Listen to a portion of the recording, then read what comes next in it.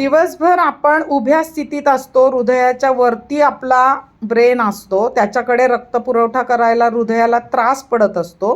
त्यामुळे दिवसातून केव्हा तरी एकदा अशी स्थिती करायची आहे आपण, जेणेकरून हृदयाच्या खालच्या बाजूला आपला मेंदू जाईल आणि त्याच्याकडे शुद्ध रक्ताचा पुरवठा चांगला होईल. अशा पद्धतीने आसन करायचं आहे. दिवसातून केव्हाही करा. ह्या स्थितीत डोळे मिटायचे नाही आहेत, डोळे उघडे ठेवायचे आहेत आणि 5 सेकंद 10 सेकंद जेवढं आपल्याला जमेल तेवढं करायचं आहे.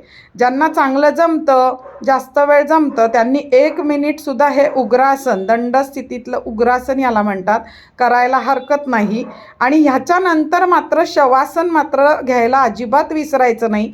सावकाश आसन सोडायचं, बैठक स्थितीत यायचं आणि व्यवस्थितपणे विश्रांती घ्यायची.